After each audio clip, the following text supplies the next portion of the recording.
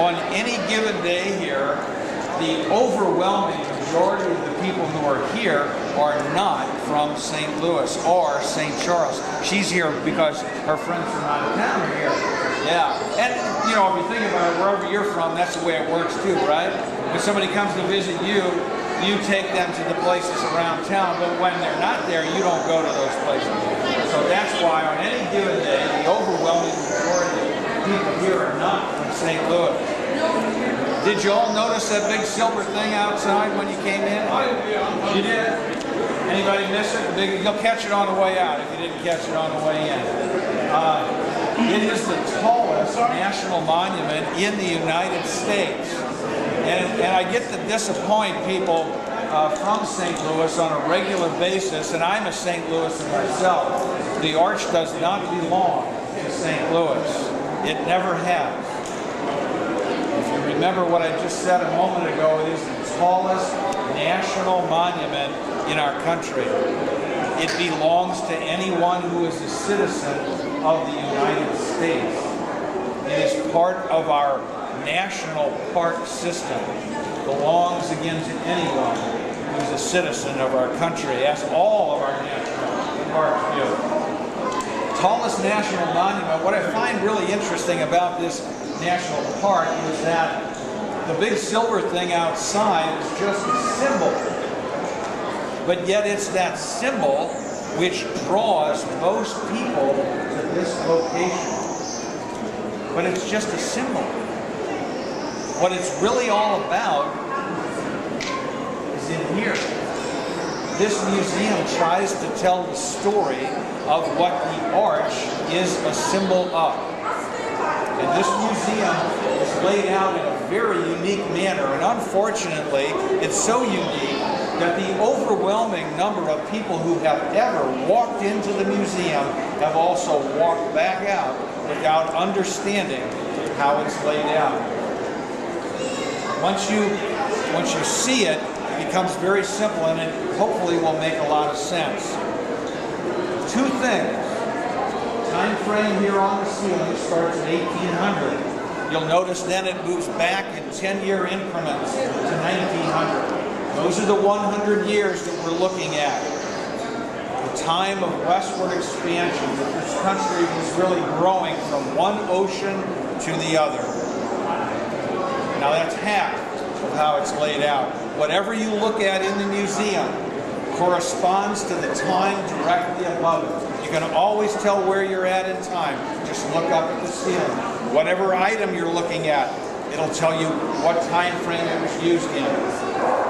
Now again, that's half. Here's the other half. Look on the end of each wall out there in the museum. You'll see the name of a different group of people on each wall. The name will be on this end, and it'll be on the other end of the wall as well. Whatever is on that wall pertains just to that particular group of people. Like the Mountain Man wall right here. It starts at about 1822 and it ends at 1844, the time period of the American Mountain Man. Everything on that wall pertains to the Mountain Men. That is really how the overwhelming majority of this museum is laid out, which means there is no proper place to start or end. Pick a wall, explore that one. You see the time frame, it tells you when they were active. Move on to another wall, find the name on it, see who it was. Now the back wall, starting in the far corner, a large map of the United States. That's where the Lewis and Clark exhibit begins. From there, it flows chronologically all the way around the back wall of the museum. It'll take you from where they began, that first photo mural over there. That's 15 miles upstream. That's where the Missouri dumps all of its water into the Mississippi out in front here and ends right there. They started up there at the confluence of the Missouri and the Mississippi. Those were their instructions from their commander-in-chief.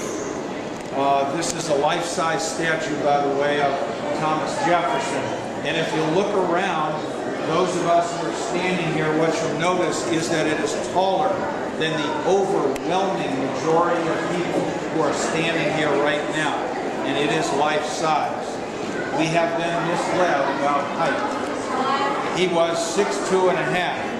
We think all men are 6 foot tall, and that is not true. The average height of a male right now is between 5'9" and 5'10". The average height of the Revolutionary War soldier was 5'8". We have been misled about height. But that's a whole nother story. Over here, this wall, all the way back on that one wall, we call it the history wall, there's one plaque for each of the 100 years. A little bit of trivia from each of the 100 years, all the way back on that one wall. Over here on this side of the museum, we have the largest collection in the world of a little-known aspect of American history. These are called peace medals. Now, these are not reproductions. These are the real thing. These medals were minted by the president, starting with our first president. Actually, the practice started long before the United States even existed. Other European powers would mint those medals. They were then given usually to a chief or a high-ranking individual in a tribe to help form an alliance between that tribe and whatever country it might be. Again, started then by the United States as soon as it came into existence by our first president. Jefferson told Lewis and Clark, by the way, Lewis and Clark were in the United States Army. A lot of people don't know that. The Lewis and Clark expedition was, if we send and do that kind of operation today, we call it a special ops unit. Lewis and Clark were a special ops unit, U.S. Army, sent by the commander-in-chief. A bunch of those medals, they gave a bunch of them away to the all of the different American Indians that they would meet out there. So that's the largest collection in the world. Started with good intention. In fact, Mr. Jefferson, we used to have a quote hanging on the wall out here. It was actually one paragraph taken from many paragraphs of what he said. And they took the one paragraph out. What it said was that the United States will never take away the land of the American Indian. Now, I believe actually when Mr. Jefferson said that, he meant that. What he didn't understand was the Indian, and the Indian didn't understand him. We were getting ready for a collision of two very different cultures. Neither understood the other. Now, to give you an idea of what I'm getting at, in the rear of the museum, you'll find a very crude-looking cart. All of the vehicles in here are the real deal from the time period they represent. But that wagon back there, that two-wheel cart, was built by the Spanish. The Spanish are the first Europeans to hit this continent and then do something with it. When they get here, they build that type of a vehicle, which they used back in Spain. That was their pickup truck. Whatever they needed to move, that was the vehicle they used to move it in, like we use a pickup truck today. Now, when they built the first one, and they rolled that first wheel on this continent, that would be the first time that a wheel would roll here. Now, the American Indian has been here already before that wheel for a long, long, long time. Back in Europe, on the day that that first wheel rolls here, the Cathedral of Notre Dame has already been built. But the Indian has not yet used a wheel. Now, don't get me wrong. You can place the words wherever you want. Right, wrong, terrible. They were treated then, they were. But nevertheless, what I'm trying to paint here is a picture of this collision of two very different cultures, one not understanding the other. And the medals over here tell that whole sad story of that collision, where one is technologically advanced, the other one is not. And any time we have seen that in human history, from the beginning of time, the one that is technologically advanced rolls right over the top of the one that is not. That doesn't make it correct, but it does make it historic.